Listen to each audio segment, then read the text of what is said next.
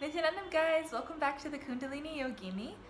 So you may notice I'm in a bit of a strange situation filming this video.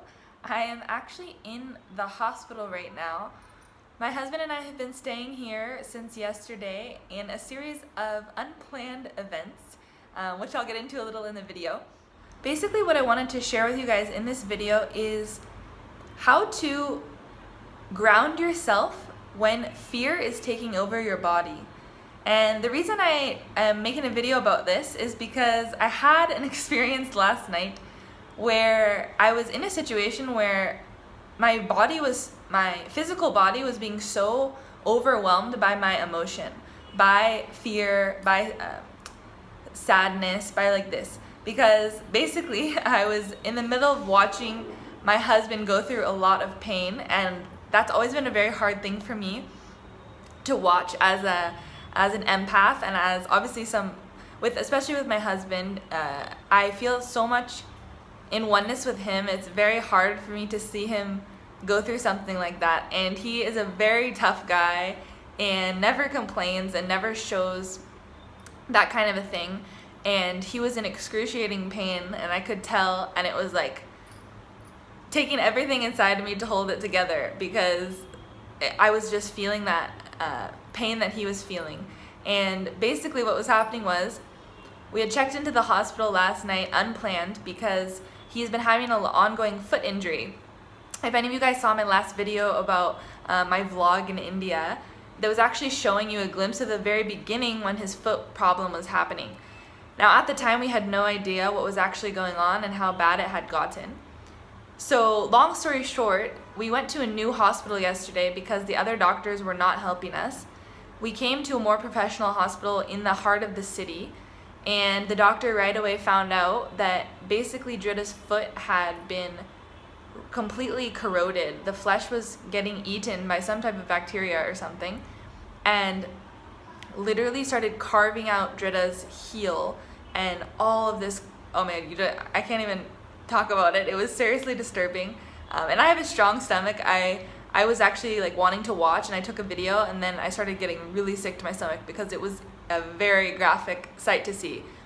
And anyways, they had numbed him, but right after that they told like you need to be staying in the hospital on IV, on pain, like some serious medications for infection and all that. So we didn't have anything with us or even phone chargers, so we were totally like without phones and everything.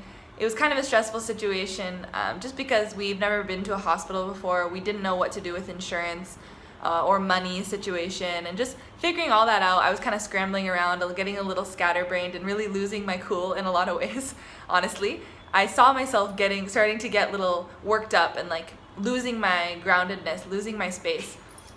And then I was on the street getting food for us because they told he has to eat before he takes the pain medication. And by the time I got back, he was in excruciating pain because the medication had worn off from the procedure, and the nurses didn't give him any medicine because they were waiting for me to pay for it before they would give it to him. And I was just like shocked that was the policy. So anyway, I went down to go pay for what we needed, and I came back up and gave it to the nurses, and then they were just outside in the hallway chit-chatting for like a few minutes, and I just hear them, and Dritta's just sitting there on the bed in so much pain. I was starting to give him an energy healing, and I was just thinking to myself like, okay, I'm gonna lose it. And so I went out into the hall, and I totally blasted the nurses and just yelled at them like, what are you doing? Please come now, he's in so much pain. And they rushed over, and finally they gave him the medicine, but then it took a while to kick in. Actually, that's when I started doing the energy healing, and just sitting with him, and basically I started to kind of lose it because I could tell how much he was just in severe pain. And so I remember I was standing to the side in the room, and I just feeling physically like shaken, like that feeling when it's like an adrenaline rush. You're in a like kind of not a life or death situation, but when there's health at risk and you're like so worked up in your space, you're feeling jittery, you're feeling like sick to your stomach, heart's kind of pounding. I was starting to really feel my physical body, my chemical reactions happening in my body, and really come out of control. And even I was having tears coming to my eyes just from watching what he was going through, and I was just standing there and I just closed my eyes for a second and I just started to hum. And I started to hum what we call the Mahavakya.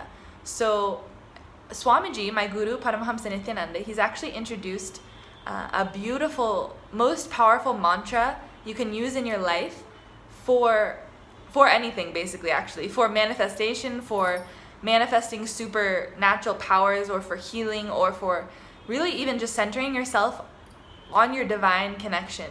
And so he's given this tool, and he actually told just a few days ago in one of his live discourses that we should be, any second you remember you, so anytime you have awareness that you are in your body, you're thinking, you're conscious, start humming this continuously.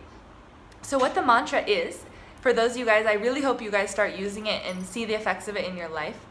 The mantra is Om Nithyananda Mahasadashivoham. But humming sounds like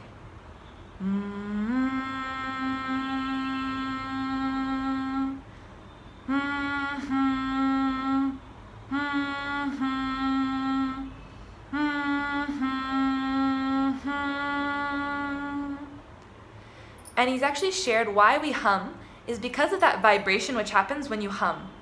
When you hum deeply from the core of your being, from the navel center, you can actually feel your body vibrate with that sound.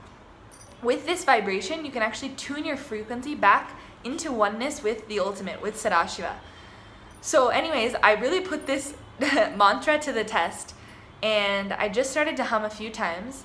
And seriously, after a few times of just focusing on doing that only, my body, everything, all that tension, all the anxiety, all the fear which was worked up inside me, that adrenaline rush, dissipated, and I was completely at peace. And I was able to just be there, be stable again, ground myself so beautifully. So I just wanted to share this story with you guys, and I really hope that you start applying this in your life. I also hope that you don't need to use it in a situation like this, but if you do find yourself in a very intense emotional situation, use this, apply it immediately, focus on the breath, hum deeply, just connect back to source. That's the best thing you can do in a time like that, so that, because no decision, no reaction or decision or even action can be made powerfully from a unbalanced space, from a space which isn't grounded, a space which is overwhelmed, jittered, full of emotion. No clear decision can be made like that. So just take a second to root yourself again, and use this even when you're in a good mood, just when you're walking around. Anytime, again, you're conscious, aware of yourself, just hum continuously, and you'll see how beautifully it connects you to that powerful space of oneness with the source. So thank you guys so much for tuning in from the hospital. Sorry for the bad lighting and video quality. I love you all. I'm sorry for being a little disconnected these few days, just because we don't have Wi-Fi here. We're using data, but we don't have a ton of good Wi-Fi. So if I take a little longer to get back, that's why. But let me know your thoughts and your experiences using this. And also just send all of your well wishes and healing to my husband. He's actually doing totally fine, and we've already gotten Swamiji's blessings, so we're not worried, but it'll help to have even more consciousness, sending good vibes and love and healing to him. So thank you guys, appreciate it, and I'll catch with you guys soon. Nithyananda.